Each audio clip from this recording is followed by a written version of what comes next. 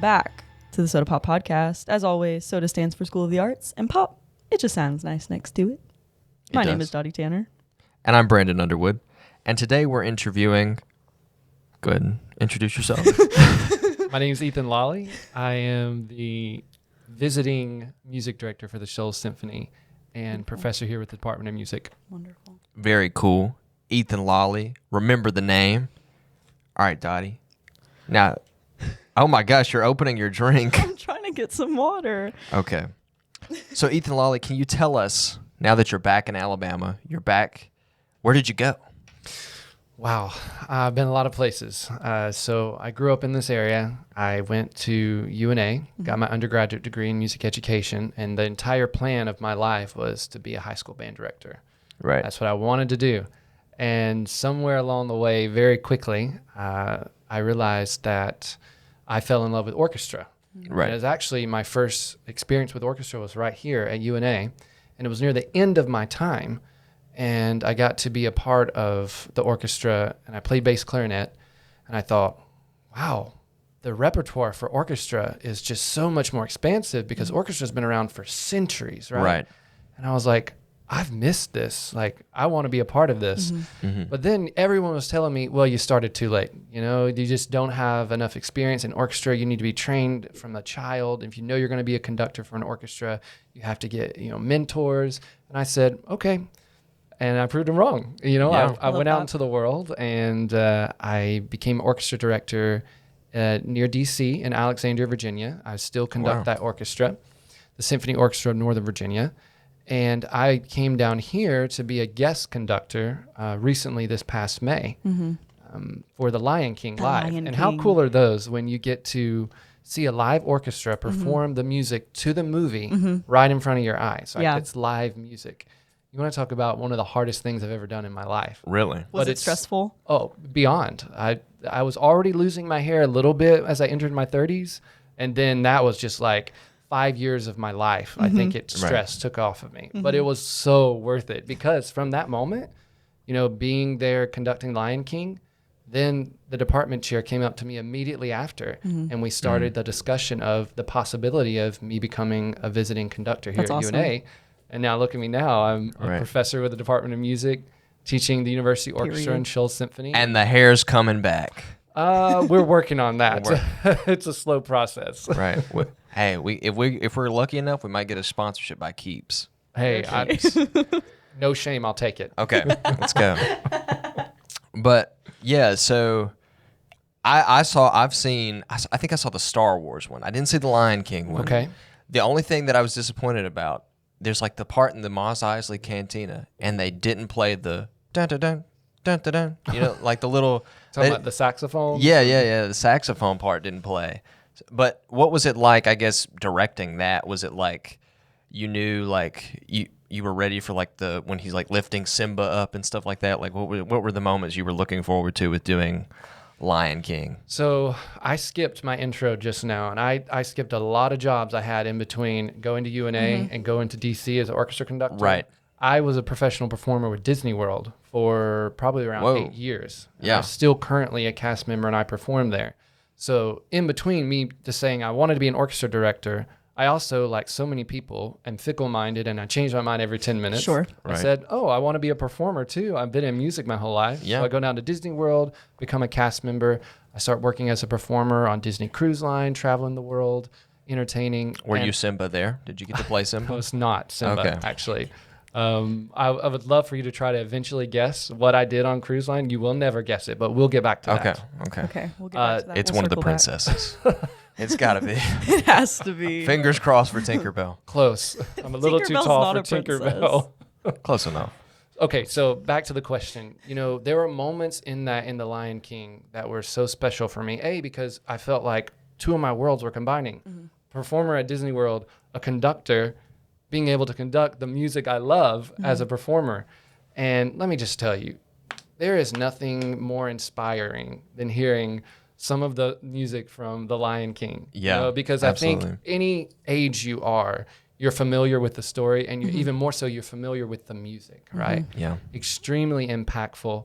And there were moments where I definitely had chills I definitely almost felt myself being out of the moment and had to remind myself, wait, get back in because you have an extremely difficult job right now. Yeah. But it's a really beautiful thing when orchestras get to perform film music because film music are what the vast general public really recognize with orchestras. Yeah. And we can all rally behind it, no matter if you're 5 or 55 and above. Yeah. I love that. So what was your experience with like music growing up? Like, did you... That was the loudest noise I've ever heard. Did you like grow up like listening to music? Did you grow up like learning how to play instruments? Like, what was your experience with that? Or was that something that started like right before college or like in college? Sure. So I think I know both of you are kind of local here. So you're Yes. Alabamians. Yes. And I am as well. Grew up in Haleville, Alabama, just an hour south of here. Shout out Haleville. There we go. Home of 911. Home of 911. We have a 911 festival every year to celebrate that. 911 festival. Yeah. Should we cover that on the pod? I would like to see who the crowd is. Yeah, I've actually never been, so I couldn't even tell you. But anyways, there's not a lot of musical opportunities for kids in small rural areas in Alabama. If we're lucky, we have a band, we might have a choir in some of these smaller schools. In my high school, we only had a band. And so that was my experience with falling in love with music. And the fact that I was in second grade and we had a piano teacher at our elementary school set up a mobile home trailer outside the school and give piano lessons. That's I love baller. that. So as a second grader, I was infatuated with her. I thought she was beautiful. So I, of course, wanted to take lessons from her. I love that. And she actually is the reason why I'm in music today. I That's really awesome. credit her way back then. Shout out her. So I didn't have a whole lot of experience. Did you have a cool name? It was like mobile home music or something? No. I probably shouldn't even have said that it was a mobile home, but I like to paint the picture for people. Yeah. To see the real like rural Alabama. No, Yeah. that's real. I think like thinking back on my high school experience, like now doing film and theater and stuff, like those opportunities were not there. Like, small high schools are not providing that or whatever. For sure. So it is like, I think it's really encouraging as an artist to see someone who like comes from something like that and then doing what you're doing on the level that you're doing. I think it's for people who told me no, that I couldn't do something, really fueled my fire. Yeah. I'm a pretty independent, I'm self-motivated. So I like to be like, I don't have to have the most prestigious degrees from the most prestigious mentors around the world. Right. But if I work hard and I really believe in something, I truly believe most people will be able to do that and accomplish their dreams. For sure. Yeah.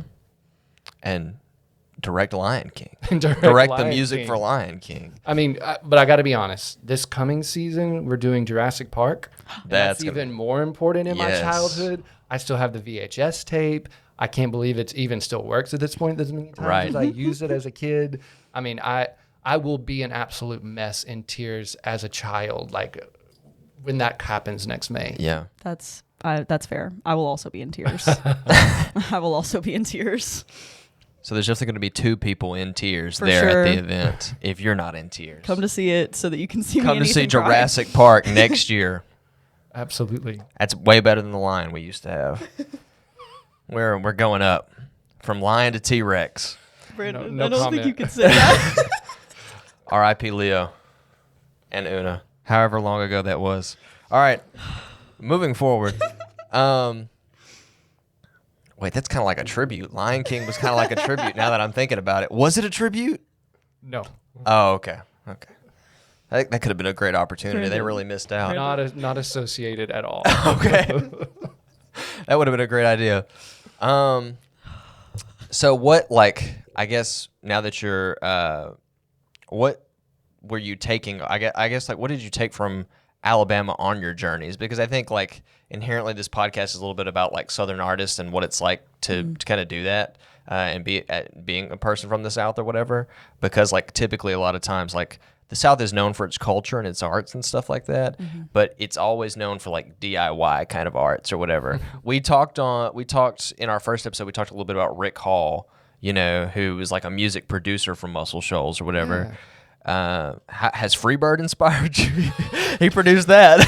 Okay, well, I can definitely say many of the musicians, those world-class musicians that came and recorded at Fame Studios and other studios around here, I definitely listened to as a kid. Yeah. Having no idea that they recorded right here in my backyard in the same town that I went to Chuck E. Cheese. Yeah. I mean, that's how I knew Muscle Shoals as a child. I would go to Chuck E. Cheese's, right? Absolutely. Shout out Chuck E. Cheese. So as I've grown up, and especially when I came to school here at UNA, I was like, wait, I'm really lucky to be in this area. Yeah. And to love music. I mean, they don't call it Singing River for nothing, right? Yeah. There's a lot of really special historical moments that have happened here, and we brought a lot of musical culture to the world, you know, and it is kind of a DIY approach. And I kind of like that because I like to find the norms, and I like, you know, let's think about Elvis Presley. He came from nothing in Mississippi and became probably the most recognizable face in rock and roll. Yeah. You know, and so those are the stories that people attach to. For sure. You know, and that makes you kind of want to be fans of them even more. Yeah. For sure. So I mean, obviously you have made like a pretty significant career out of your love for music. What made you differentiate it from something that was like just a hobby? Like for a lot of people, you know, like playing music or whatever, it's like, oh yeah, I was in the band when I was in high school, or I was in the band in college, and then I graduated and I haven't picked up an instrument since. Like what made that something that you pursued for like your career? Like what made that for you? Yeah, that's a great question. For me, it was I simply didn't enjoy anything else as much. Yeah. There was nothing that compared to it. Yeah. Like when I started taking piano lessons, when I got in marching band, it was if the rest of my schooling, don't get me wrong, I was valedictorian, so I cared about it, but I did it because I had to. Yeah. Band was the only thing I did it because I wanted to, and I loved it.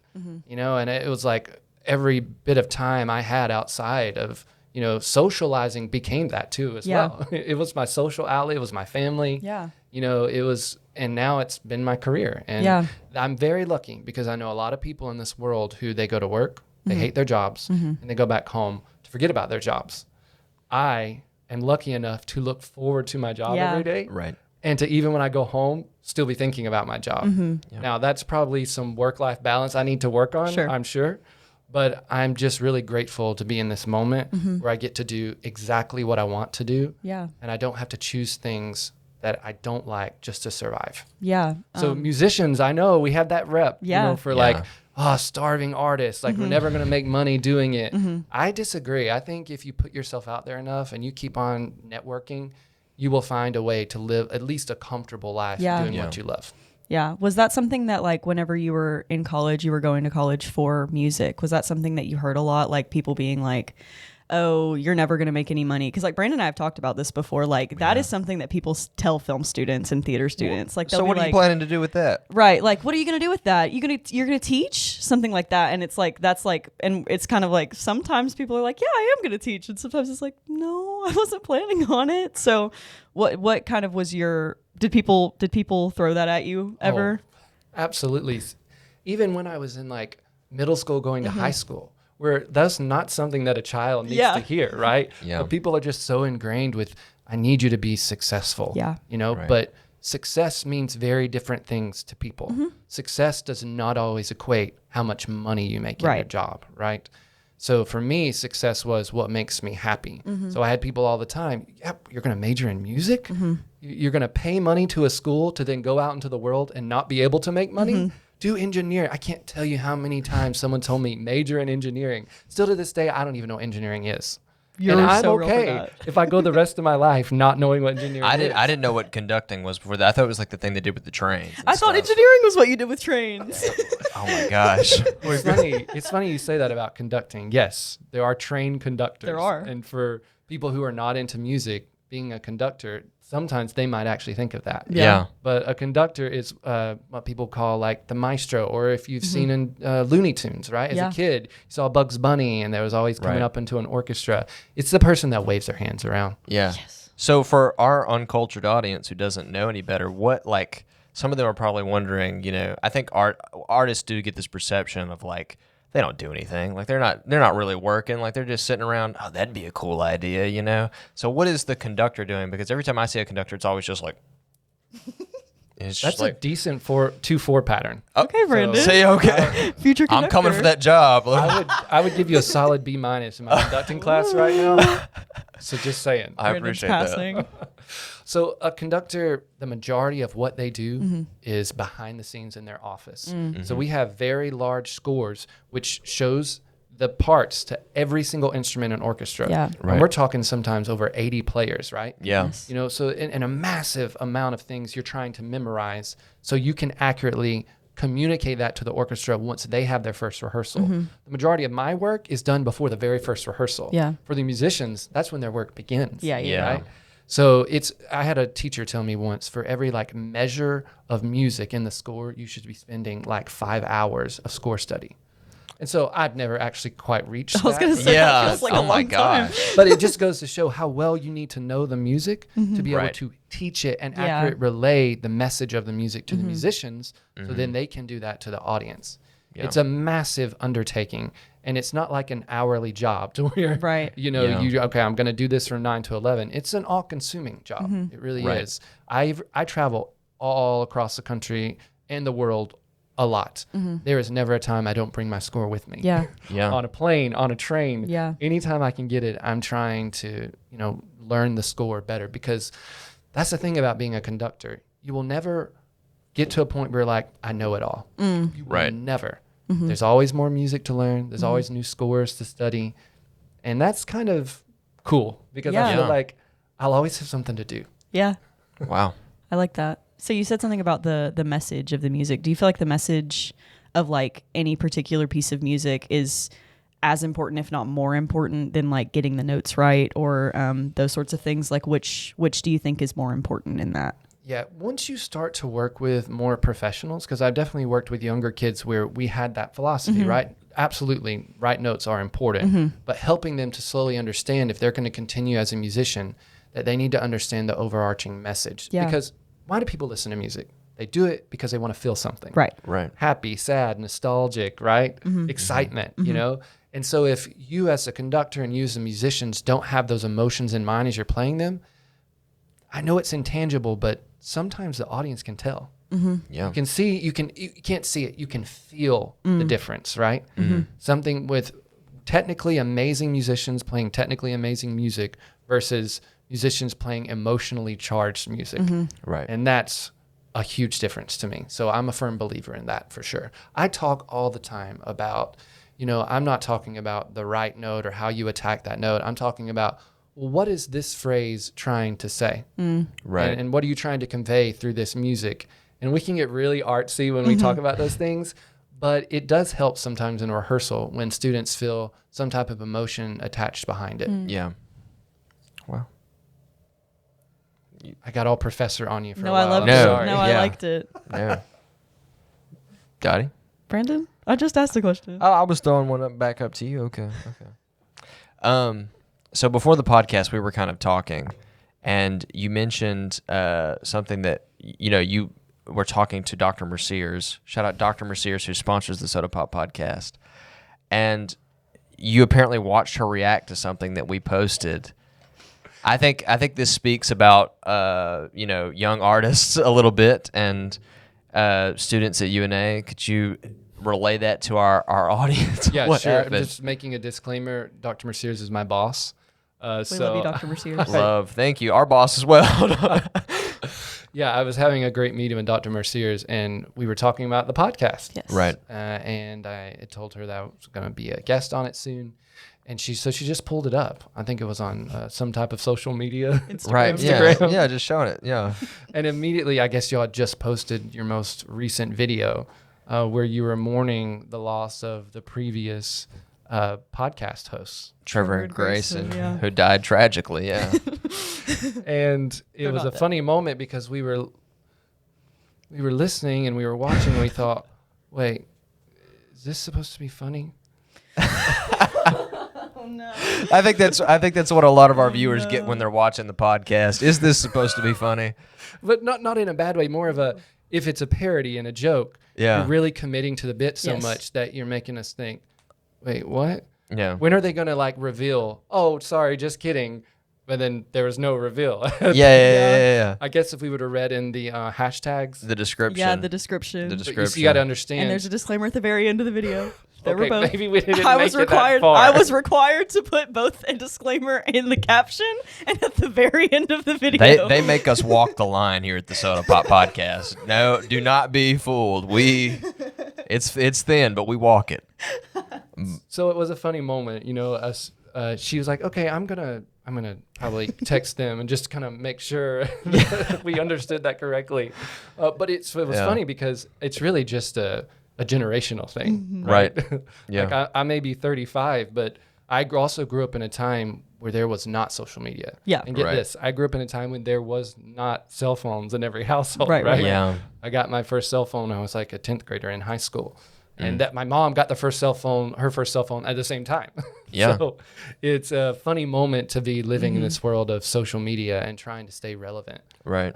Easier for y'all because your whole life is kind of, you've at least seen it. You know? For sure. Yeah. Yeah, I saw something the other day that was talking about this actually. They were saying like even people like our age who don't post as much, they consume so much that they're still like living in social media all the time. I thought that was really interesting. I like have never really thought about that before. And you know, the arts really thrives on social media. For sure. Right? Because we talk all the time about orchestra being one of the most, you know, oldest forms of musical ensembles. Yeah. Been around Right. for centuries. And it has survived the test of time. But it will only continue to survive if it adapts to the audiences. Right. Let's think about Right. this. In the 1700s and 1800s, their attention spans were very different than they are now. Sure. They had no cell phones. Right. They couldn't Google something and get an answer within 5 seconds, right? So if they were to go to a concert and listen to a 5-hour symphony, Right. okay, that would be fairly norm, or at least a concert being that long, maybe two Yeah. symphonies equal 5 hours. In today's world, with Yeah. how our attention spans are so different because we consume information so quickly, Right. Right. meaning that we need to enjoy things quicker. Mm-hmm. You are never going to get a large audience to sit through like 2 major large symphonies of like 4 hours long. Yeah. That doesn't mean that music shouldn't be programmed. We absolutely want the Beethovens, the Mozarts, the Bachs, that music Yes. to last forever and ever. It's amazing Absolutely. music.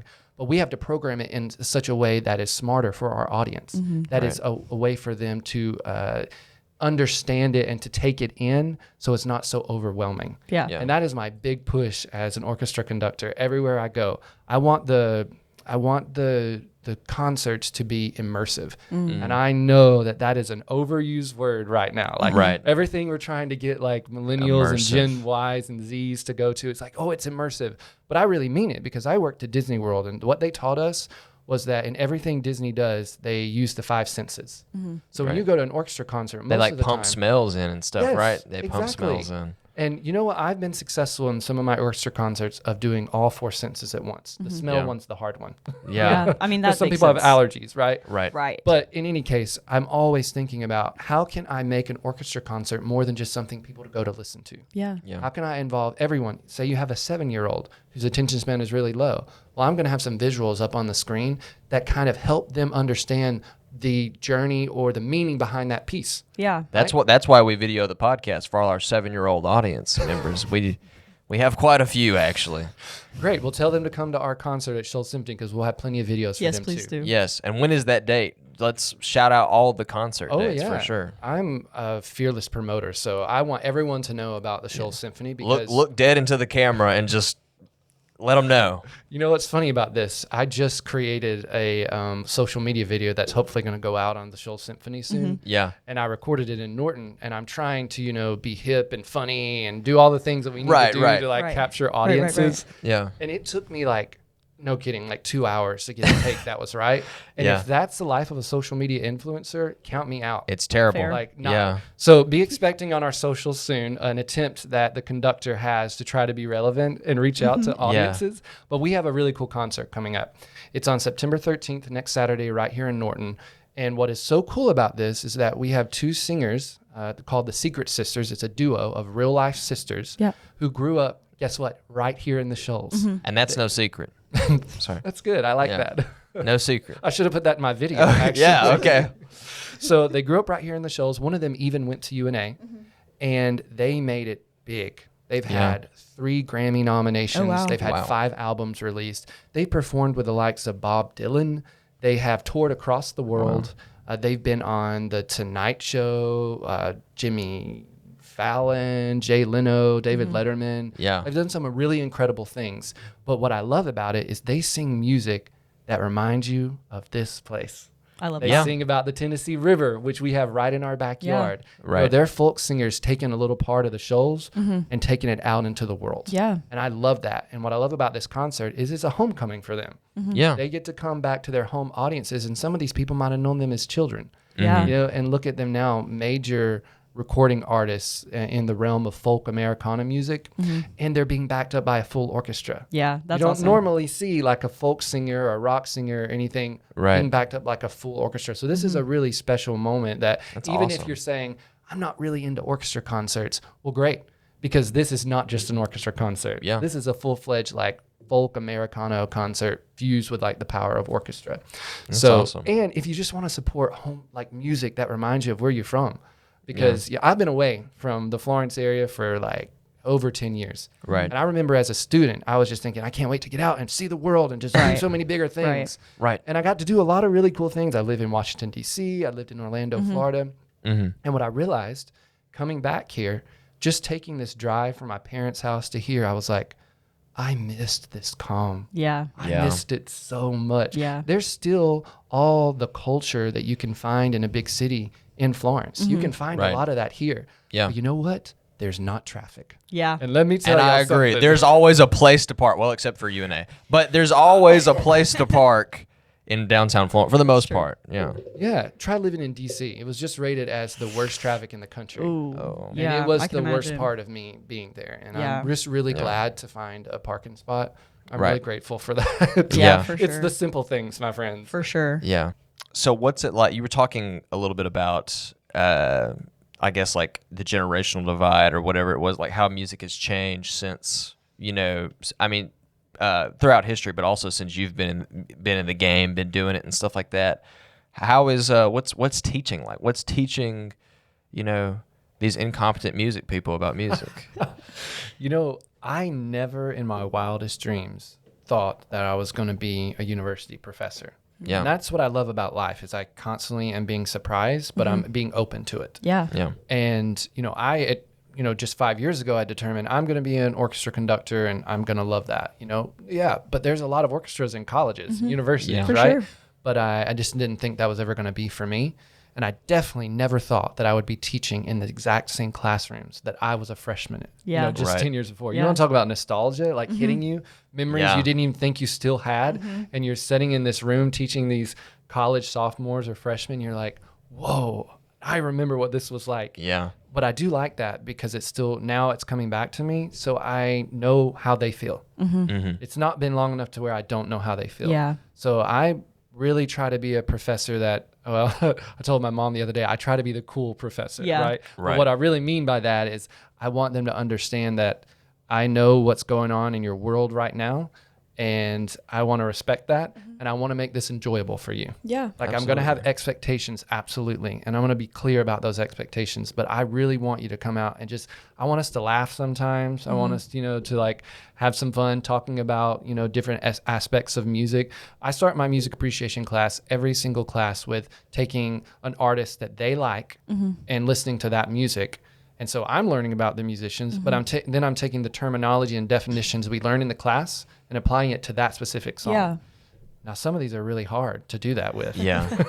Wait. Some of this new music is like, whoa. And you know what's funny? I asked all the students the first day, who's your favorite artist? And I only got one Taylor Swift and one Wow. Sabrina Carpenter. Wow. And I had these stereotypes. I thought about this place I lived in. Yeah. Yeah. And I was wrong. Yeah. I was getting artists I had never heard of. I got SZA more than anyone. Wow.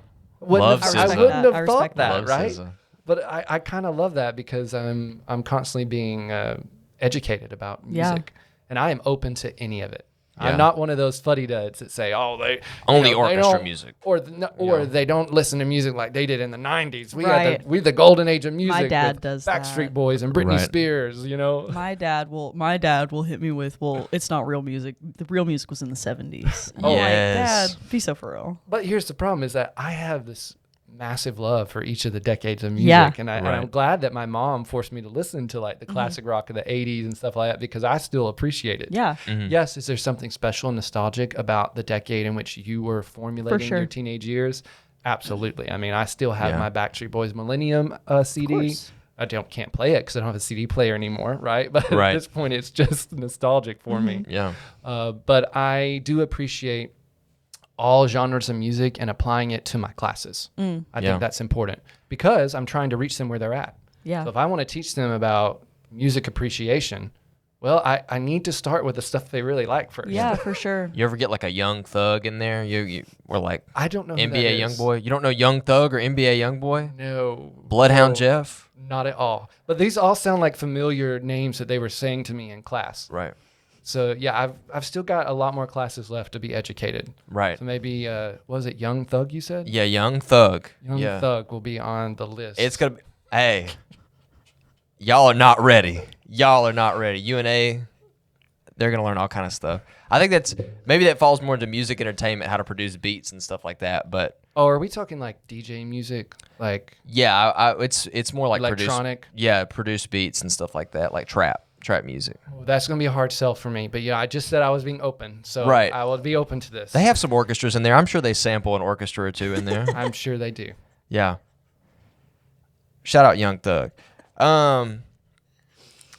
Dottie? Brandon, you make me laugh. Okay. I'm sorry.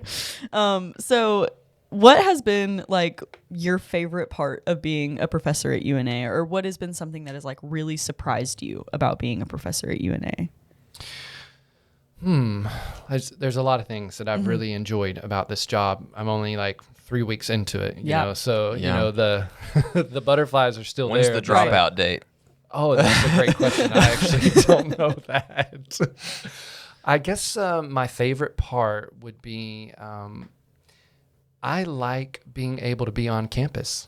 For Yeah. some reason, that way it puts me in a good mental state of mind being on campus. Right. You know, I enjoy that atmosphere. I enjoy it's just big enough to not feel overwhelming. Yeah. And Right. it's extremely peaceful.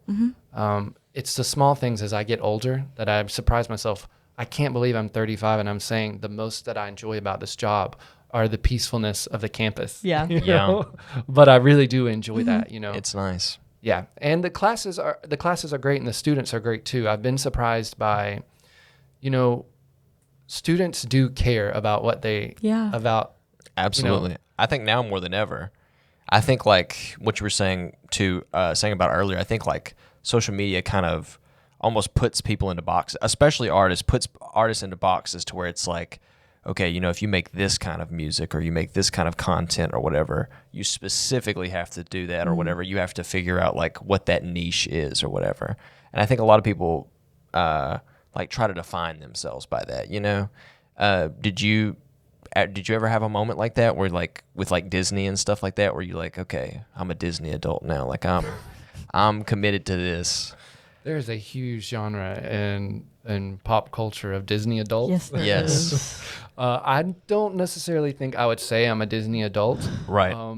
But you better believe I give into the magic. Yeah. that Oh, is, yeah. You know. Yeah. And I think that's the beautiful thing about what Disney does is that it doesn't matter how old you are. I think everyone listens to some Disney music and be like, this is a jam, or like, this is like, this makes me want to go conquer the world, Sure. or this makes me cry Sure. like Yeah. all the time. Disney is really special in that way. Yeah. Did you like working for the mouse? Was that like a good experience for you? It really was. I mean, it is harder than most people realize. You got to understand it's Florida, so it's never not hot. Right. Right. I mean, massively hot. And you got all these costumes on. Right. And by the way, you can only say you're friends with. I've So heard. I was Whoa. friends with. Have you seen that on social media? People are like posting behind the scenes stuff where they're like in costume, like doing regular They're not things. supposed to do that. I know, and it's like all over social media. It's bad. Yeah, like, well, as a current cast member of Disney, I do not support that behavior. I'm going ahead and putting that on Absolutely. record. I am a huge proponent of keeping the magic alive Yeah. for everyone.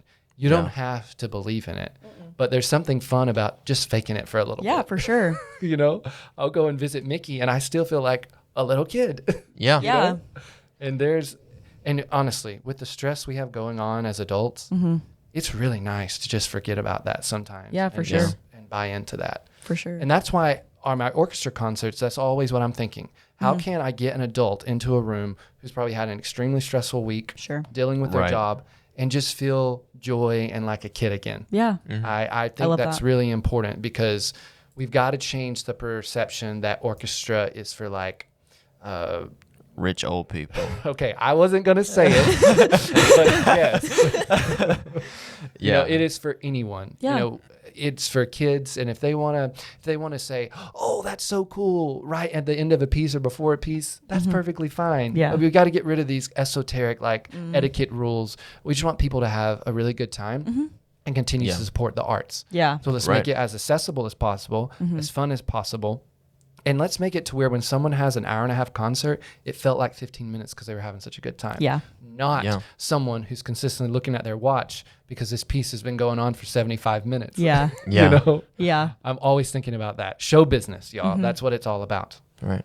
Might I say, cool watch. You do Show have a the cool watch watch to the on. camera. I like this watch. This is a cool watch. I don't know. What is that? You know, I'm so glad Square. you mentioned that because almost every new person I meet, they say something about it. And this is like my claim to fame now. I love that. It was the last watch available at the store. I love that. And I looked online and it's been discontinued. Wow. So no one else can get it. Last of its kind. Lucky This the draw. was from MoMA, the Museum of Modern Art in New York City. Wow. They have a gift shop, but y'all, it ain't a gift shop. It is a work of art inside this store. You know, you're getting stuff that is kind of based on some of the artwork that you see in the museum. Right. And so this was based on some type of artwork from a particular artist. Very And cool. I just fell in love with it. I actually taught a band camp at Auburn University this summer, and I left it. And I was depressed for a week.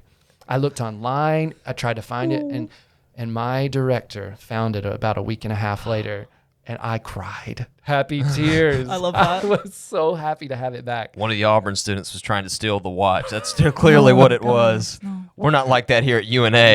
No. War Eagle, War Lions, both of them. I love you both. Roll Tide too, just so that's included as well. We're Sure.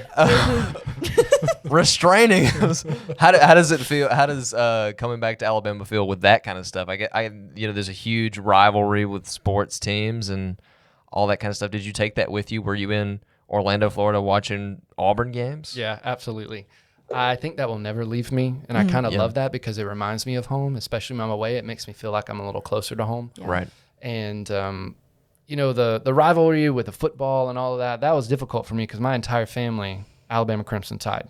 My mom liked Roll Auburn, but she was, the vast minority in our family. Yeah. And then when I get a full ride to Auburn for my graduate studies, Yeah. Yeah. I start saying War Eagle real quick. Of Right. course. That It full is ride kicks amazing in. how quickly I went from Roll Tide to War Right. Eagle. Yeah. And now I'm like truly invested in it because Yeah. I was a student on campus. I get the culture. I love it. And it's the same thing coming back to UNA. It's like, now so much has changed on campus, by the way. Are you kidding me? So many new buildings. I actually embarrassingly got lost recently trying to get to the Student Rec Center I still get lost. Yeah. because there's so much construction going on around Yeah. it. But I love that I think UNA is getting more of a national Yeah. Presence. presence. Yeah. Yeah.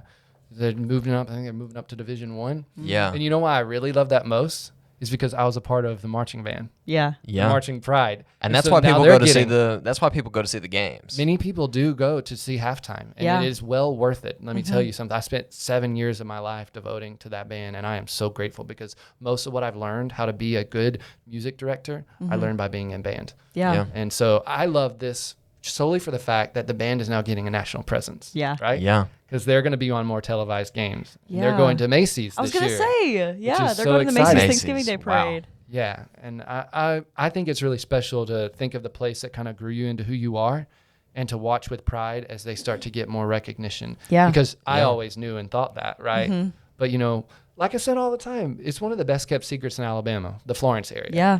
It's Yeah. talking about home of W.C. Handy, the birth of blues and jazz. You think of all of these artists that have come out of here, the recording studios that have just made history. There's a lot of Yeah. great things to be proud of for music, especially. For Yeah. sure. For sure. Dorothy, Brandon? do you have a question? I don't. You don't have a question? I'm trying to see if there's anything else. Did I leave both of you speechless? That? Yes. Yeah, that's what it You was. truly did. The professor talk.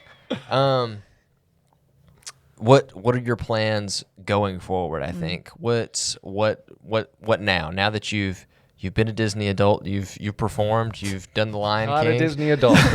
Brandon, You've you're done all- instigating. You've done all of these things. What's there left to do?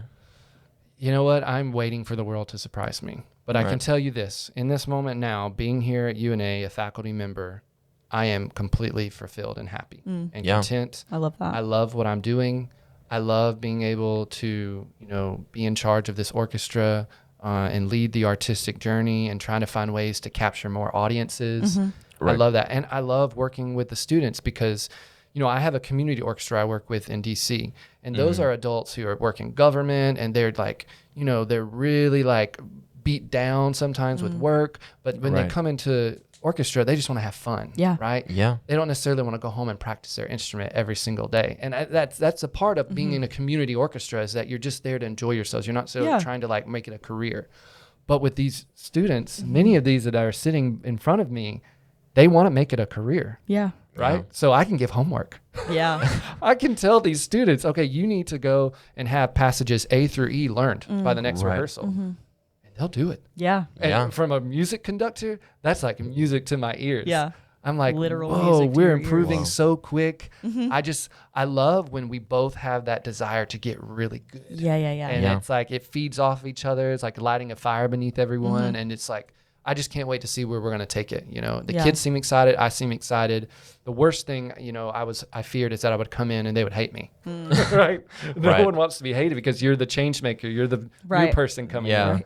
So I wanted to, and this is what the best thing I've learned about living in the South, about being from Alabama, that has helped me be a good music conductor, has nothing to do with music. It has everything to do with how I talk to people, Yeah. how I interact with Yeah. people. It's that Southern hospitality. And when I take it with me to DC, when I take it with me to Orlando, when I go anywhere, when I go to Paris, France, it is special and it Yeah. is unique and it works. Yeah. It helps you to communicate with people and to win them over to the point where they're like, okay, I want to follow you. Yeah. I like you Yeah. as a human being first. Right. And because I like you as a human being and you make this an enjoyable experience, I'll now listen to you as a professor. Yeah. And so that's really kind of my philosophy right now. For sure. At the end of the day, you're more than just an artist. You're a human first, and you've got to show people respect. Yes. Absolutely. Agreed. That's beautiful. I'm right there with you. Yeah. Yes. Now you teased at the beginning that you had an interesting job on a Disney cruise line. So we have to know. We do have to guess. we forget have about to that. we have to guess. do we have you to were guess? hoping we were gonna forget? No. We would never forget. All right, Brandon, what are you thinking? I don't know. I'm not familiar. I'd prefer if you go first. Oh, on this one. if I go first, I went on a Disney cruise whenever I was in like second grade. I've so never been on the Pretty much an cruise. expert. Pretty much an expert here. Go ahead.